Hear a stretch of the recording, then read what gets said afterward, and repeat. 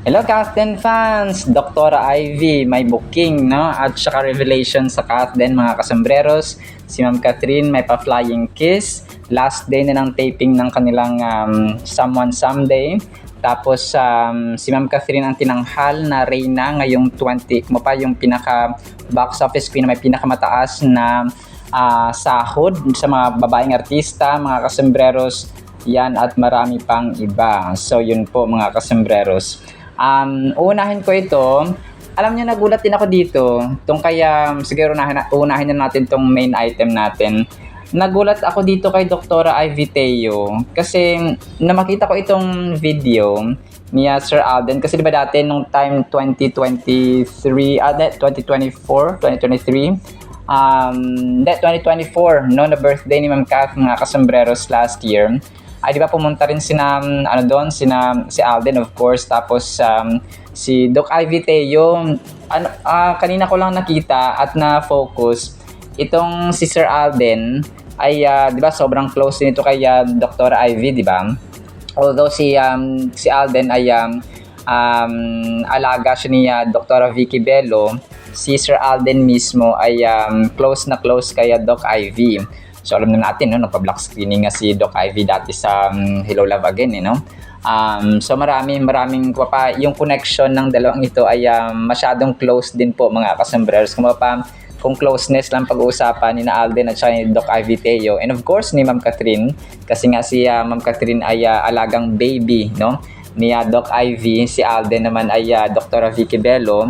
So magkaiba man sila ng facial doctor, ay sobrang close talaga ng tatlong ito, mga kasama. So si Doc Ivy Teo isa actually sa mga tulay, no, ng Kathleen din, mga kasama.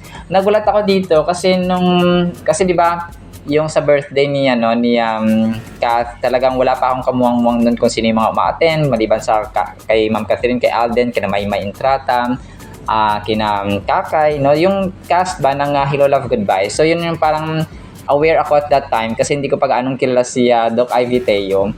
Tapos nung time na kasi di ba parang gamer pa si Alden at that time, parang may may tinitingnan siya, parang may tinuturo siya, no, doon sa kanyang phone na parang nagigame siya, mga kasambreros, naglalaro. Parang siguro may parang may binibida kina Doc Ivy Teo at saka hindi ko na alam kung dito yung kuya ni Kath, mga kasambreros, na si Kuya Kevin, pero yun, isa din yun sa connection, parang common denominator or pinagkakasunduan ni na Kevin at saka ni Alden, mga kasamaras, na kuya ni Kath nga, no, si Kuya Kevin niya, yung pagiging gamer. Kasi yung kuya niya ay gamer, pero ngayon ay naglaylo na si Sir Alden, no, sinabi niya kagabi sa kanyang Casino Plus Live, mga kasamaras, na naglaylo na siya. Kumaga parang minimum na lang talaga na oras ang kanyang ginugugol sa paglalaro, mga kasambreros, kasi nga sobrang busy, naglalagari ang inyo. para siyang padre di pamilya na anim yung anak, no, ni Alden. Ni Alden, mga kasambreros, na naglalagari at saka double time parati sa pagtatrabaho. So yun, no, talaga nagulat ako dito na kasi may nag-post dito na si Doc Ivy nga booking, no, ni Doc Ivy ang Kathleen. Tapos yung pictures ni Ma'am Catherine, yung picture na ito na nasa taas ay nasa Canada pa sila, no, in-interview sila ni MJ Felipe habang nagsushoot sila noon ng Hello Love Again, mga kasambreros. So yun, tapos yung ibang picture dito ay edited, mga kasambreros, sa baba, no. Pero alam ko naman na merong pag-uusap, of course, no. Kasi si Doc Ivy, si Dr. Vicky Bello, alam niyo, mga mga magkakaibigan din yan, mga customers, kahit na may kanya-kanya silang clinic, no, magkaiba sila ng mga kliyente, magkakaibigan yan sila. And may time pa na sa GMA Gala ba yun? Si Sir Alden at saka si Doc Ivy Teo ay nagbubulong-bulungan. So sabi niya, ligawan si Catherine. Hindi, joke lang po, mga customers, no.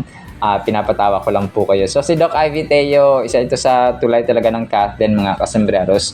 So and then si Alden, of course, no, at saka si Doc Ivy Teo ay close na close din ito sila. So alam natin, no, na merong mga hidden agenda. Well, of course, hindi lang nila pwedeng i-public, no, i-publicize, mga kasambreros, kasi nga Pag maraming nakakaalam, marami ang makikialam.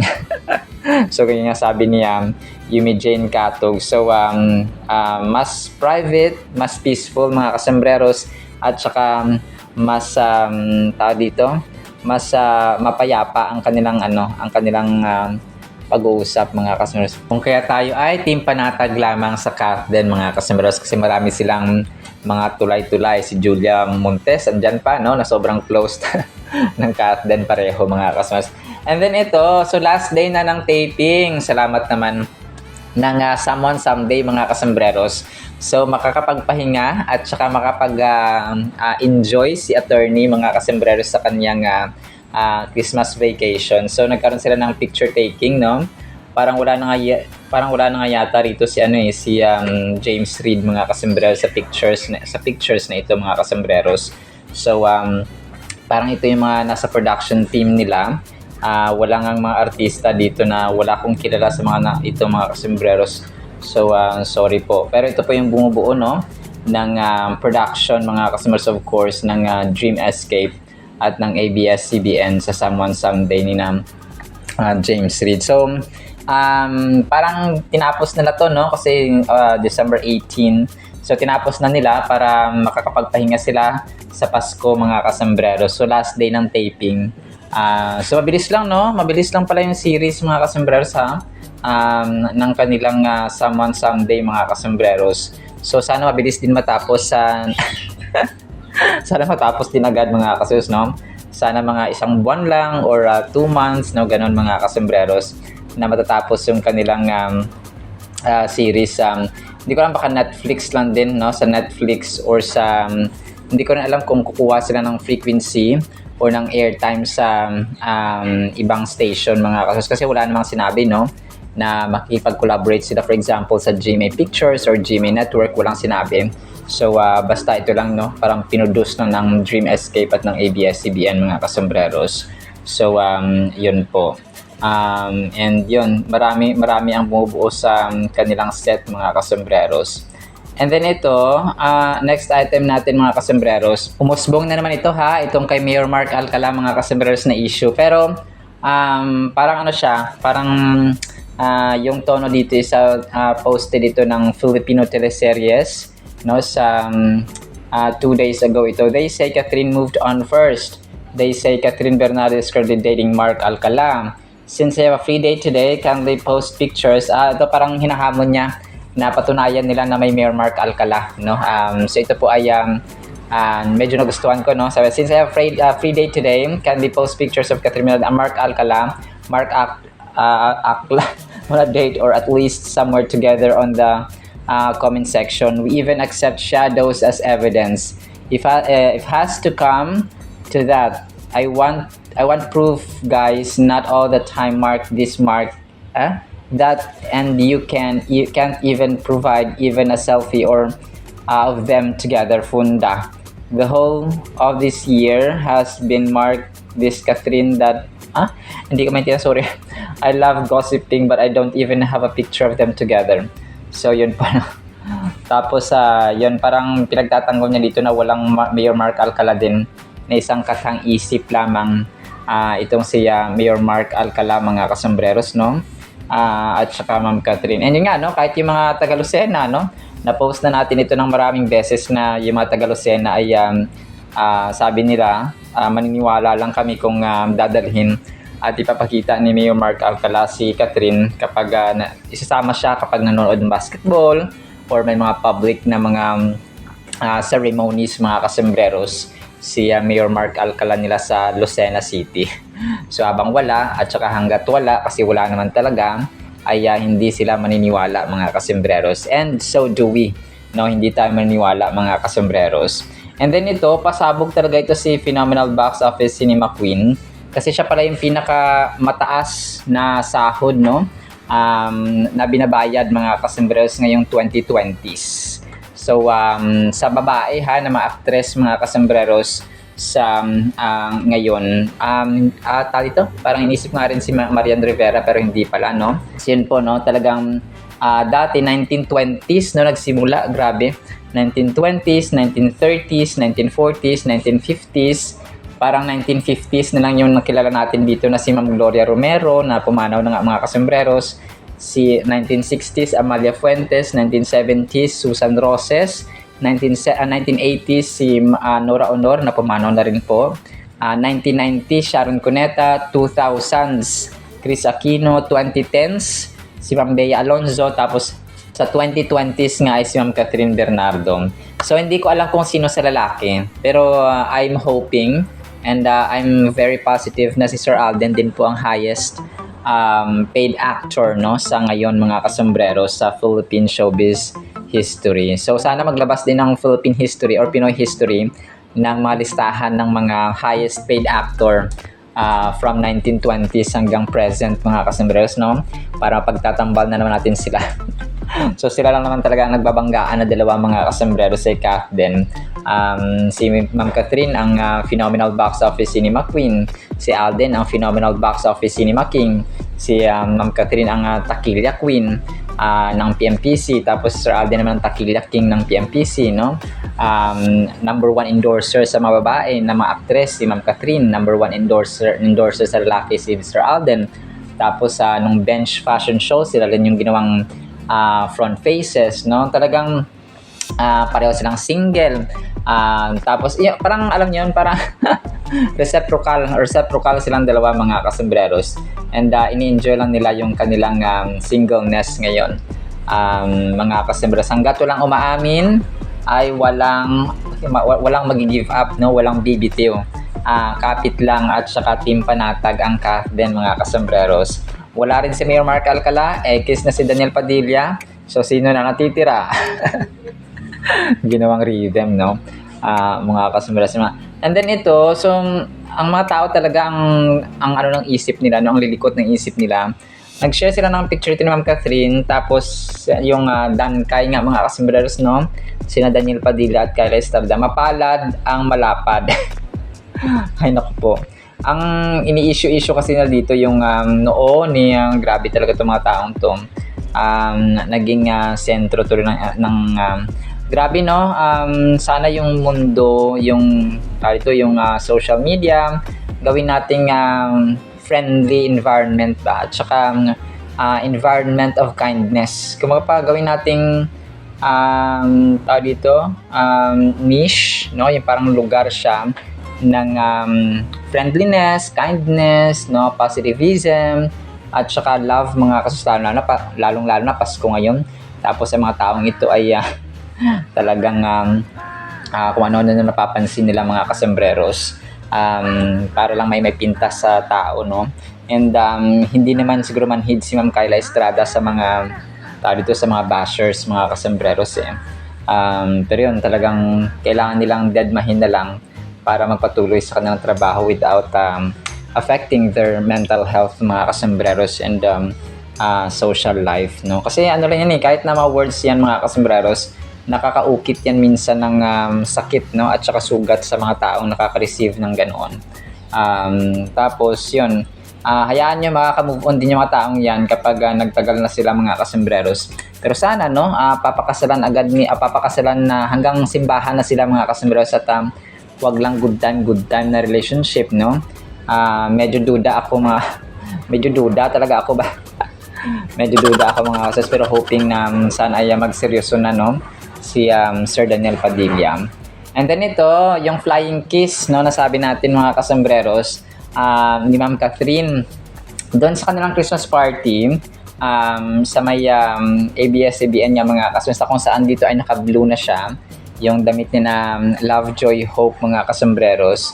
Ay parang free time na nila ito, na kung saan ay yun, parang beso-beso, nakikipag-socialize mga kasembreros sa kanilang kapwa-artista no? Tapos greetings na Merry Christmas. So ganoon mga kasembreros.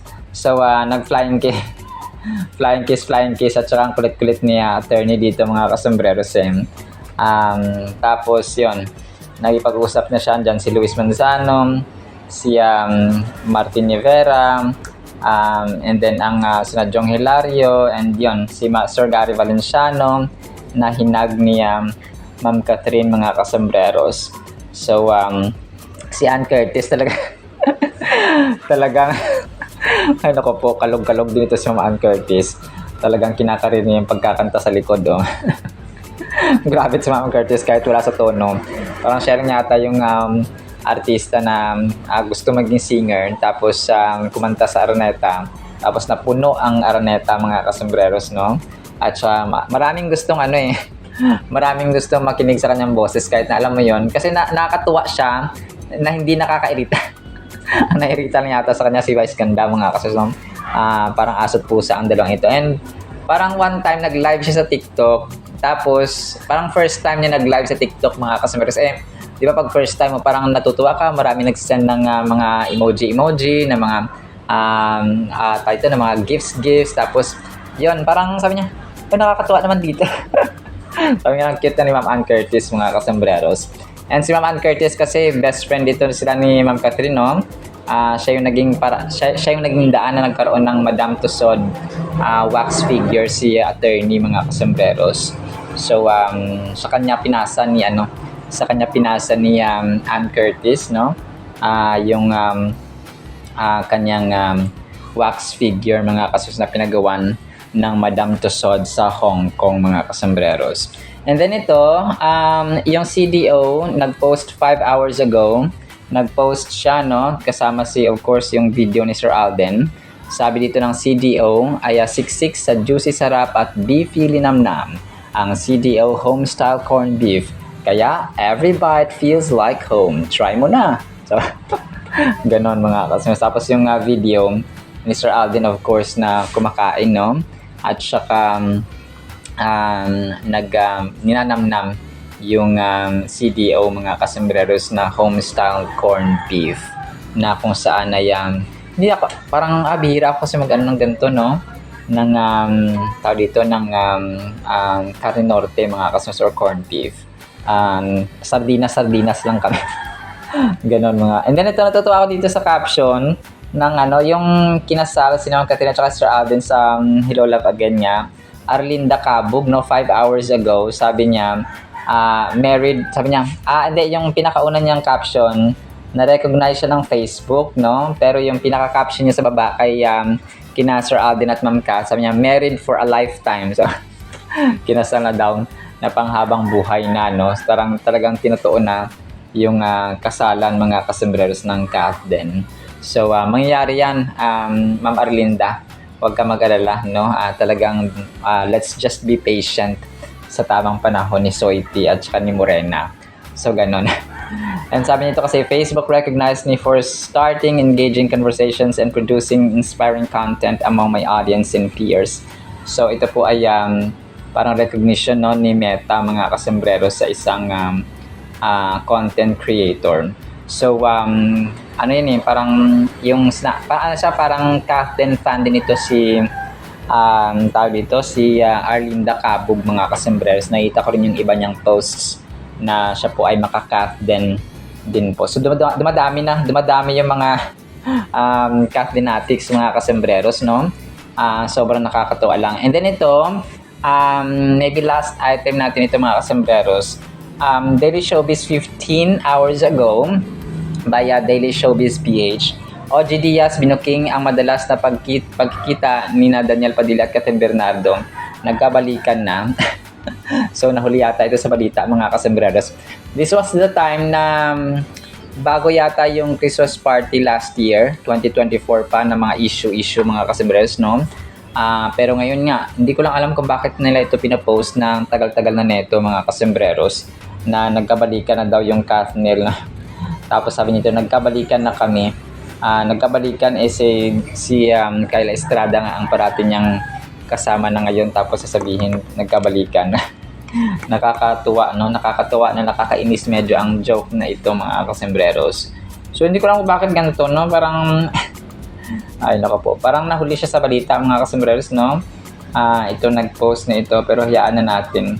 Tapos pictures ng Kathniel nung time pa nila, mga kasembreros. So, talagang gumuho ng kumusobra ang mga Kathniel fans, mga kasembreros, nung time na nag-break up ang Kathniel. Mas lalo na ngayon na may dankay na, no, na spotted sina Kyla Estrada at Daniel Padilla, mga kasembreros. So wala no, they have their own decisions. May mga sarili-sarili na silang desisyon sa buhay, mga kasembreros. So tayo po ay Team Panatag, Team Kath din, mga kasembreros. Alright, so kung kaya tayo po ay magiging patient, no? At let's enjoy lang. Ito yung mahalaga. Every event ng ating buhay, ini-enjoy natin dapat. Kagaya ng pag-aaral, enjoy mo. Yung pagsali mo sa mga contest, enjoy mo. So kahit itong vlogging, no, kailangan enjoy mo. Kahit ako kasi kung hindi ko ini-enjoy, ay matagal na akong huminto, mga kasembreros. Yung pa-share ko ng trivia na dito na as Little Kuya Kim, no, na hindi pa tayo na-discover. I'm also patient, no, na ma-discover tayo as Little Kuya Kim, mga kasembreros, someday somehow ng ABS or GMA, mga kasembreros. Kahit ma-feature lang, no. Yun lang, no, lahat tayo maging patient at ini-enjoy natin. So ako ini-enjoy ko yung trivia kasi yun talaga ay passion ko rin maliban sa Kath then, and of course, no, yung Word of God, mga kasembreros. Alright, sinaman po sa ating Kath then items, no, Team Panatag, Team Solid, mga kasembreros. Sana po ay pakinggan po natin ang napakagandang salita po ng Panginoon na isang pinagpalang araw po sa bawat isa and advanced Merry Christmas. At para po sa ating Word of God ay sobrang lalim at sobrang ganda nito, mga kasembreros, ha. Ang title natin ay Napako Kasama ni Kristo. Bakit kaya? Galatians chapter 2 verses 20 through 21. I have been crucified with Christ, Apostle Paul speaking. It is no longer I who live, but Christ lives in me, and the life which I now live in the flesh I live by faith in the Son of God, who loved me and gave himself for me.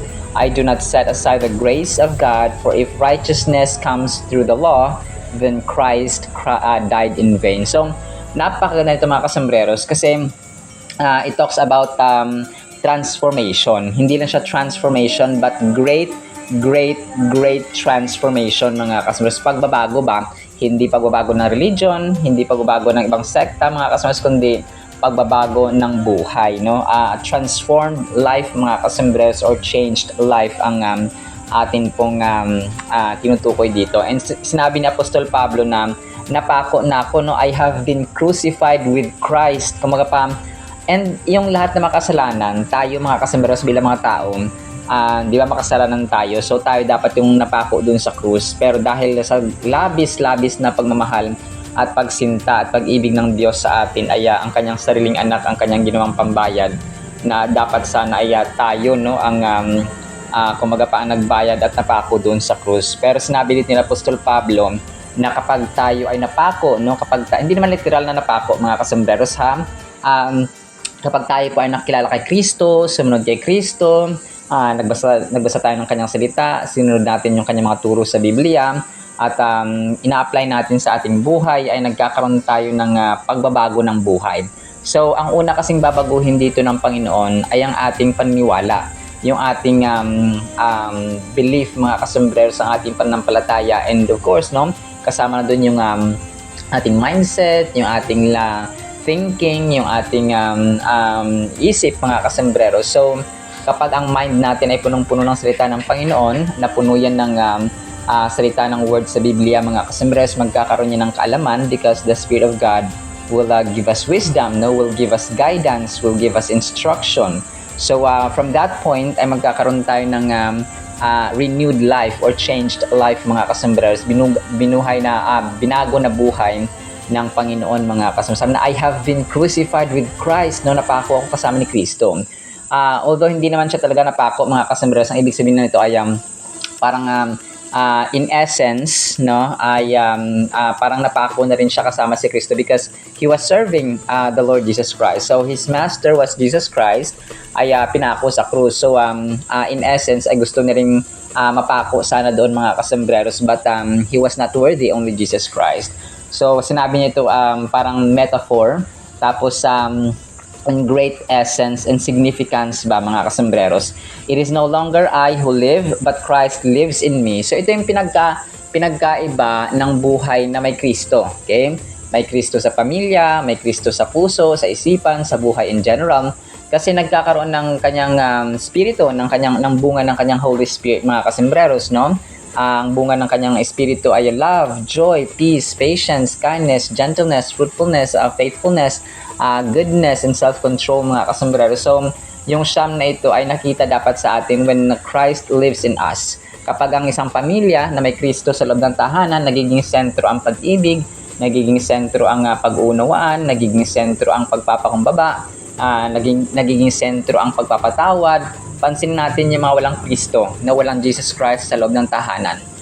Bangayan, tapos parang walang pagkakaintindihan, walang katahimikan, walang pagpapakumbabaan ng loob, walang kapayapaan in general, at walang love, mga kasombreros. So ang ending ay nagpapataasan ng pride, no? Hindi nagpapatawaran, at saka marami pang iba ng mga kasombreros. So natutuwa ang diablo kapag ganun ang ginagawa ng tao when a family or a home does not have Christ in them, mga kasombreros. Ang nangyayari ay chaotic, no? Kumbaga pa as in parang hindi siya organized, kanya-kanya, and then walang pagmamahal sa magulang, walang pagmamahal sa anak, sa kapatid or sa asawa. Meron man, pero alam mo yung normal lang. Iba kasi yung ordinaryong pamilya na yes, nagtatrabaho sila, nagsisipag sila, na kumikita sila ng may income sila, tapos nabibili nila yung gusto nila, yung pangailangan nila, kesa doon sa extraordinary na pamumuhay or pamilya. Ordinary versus extraordinary. Yung extraordinary, nandoon si Kristo sa kanilang buhay. May mga taong nabubuhay pero hindi nila alam ang totoong meaning at purpose ng buhay. So yun ang delikado, mga kasembreros, kasi parang isipin nila na nabuhay sila by accident, nabuhay sila by of course, no, dahil sa magulang nila, no, pinanganak sila and so on. Pero iba yung may fulfillment at may purpose talaga, mga kasembreros, just like Sir Alden Richards. So hindi na tayo lalayo na example, but Sir Alden Richards is a typical example of living a life with Christ, mga kasembreros. So kaya sabi niya dito, nung sinabi ni Apostol Pablo na it is no longer I who live, but Christ lives in me. Ibig sabihin, yung yung spirito ng Panginoon, na mga pagpapakumbaba, yung maibigin, yung matulungin, at saka of course, no, naglilingkod at faithful sa Panginoon, mga kasembreros. So and the life that sabi pa niya, and the life which I now live in the flesh, I live by faith, no, pananampalataya, kagaya na mention natin, in the Son of God, which is Jesus Christ, who loved me and gave himself me. So ito talaga yung pinaka-impacting dito, mga kasembreros, na phrase niya, no, who loved me and gave himself for me. And sa atin din, mga kasembreros, hindi lamang kay Apostol Pablo binigay ng Diyos ang buhay ng kanyang kaisa-isang anak, kundi sa lahat ng makasalanan, sa lahat ng mga tumatanggap, mga kasembreros, at nananampalataya sa kanya. So marami kasing mga tao na alam nila na may Diyos pero hindi nila tinatanggap si Lord Jesus Christ, no, sa kanilang buhay. Masabi natin na hindi nila tinatanggap si Lord Jesus Christ sa kanilang buhay kapag wala silang panahon sa Biblia, kapag wala silang panahon sa panalangin, kapag hindi silang papasalamatin sa Panginoon, tapos wala silang panahon in general sa Panginoon, mga kasus, or sa mga gawain ng Panginoon. So parang sa kanila ay OA ang pagbabasa ng Biblia, OA ang manalangin, OA ang magpasalamat sa pagkain, no, sa harapan ng ating hapagkainan. So ganun, mga kasembreros, no, kasi nga hindi sila they don't accept Lord Jesus Christ as their Master, Lord and Savior, mga kasembreros. So kung kaya dahil sa kabutihang loob ng Panginoon na binigay niya ang kanyang kaisa-isang anak sa kay Pablo at sa atin, sabi niya, I do not set aside, no, the grace of God, for if righteousness comes through the law, then Christ died in vain, mga kasembreros. So sabi niya dito na kung ang righteousness pala, no, ang katarungan ay nagmula sa law, sa batas ni Moises, mga kasembreros, at hindi sa pagkamatay ni Kristo, then ang pagkamatay ni Kristo ay useless. So ito yung ine-exhort dito ni Apostle Paul na kung kayo ay naniniwala pa rin sa lumang mga tradisyon, sa lumang mga paniniwala, sa lumang mga sa mga lumang batas, no, at saka hindi kay Kristo, then ano pa ang sense ng pagkamatay ni Kristo, no, ni Lord Jesus Christ, mga kasembreros. So ito yung gusto niyang i-emphasize sa mga tao, because yung mga tao nga dito sa Galatia ay naniniwala pa, mas lalo pa sila naniniwala doon sa pinatupad ni Moises, neglecting and disregarding the death of the Lord Jesus Christ, mga kasombreros, which is the New Covenant, no, the New Testament, mga kasombreros. So yun, in general, ang Bible verses na ito ay nagre-remind sa atin ng transformation, no, pagbabago na nangyayari kapag ang tao ay tinanggap nila si Jesus Christ sa kanilang buhay.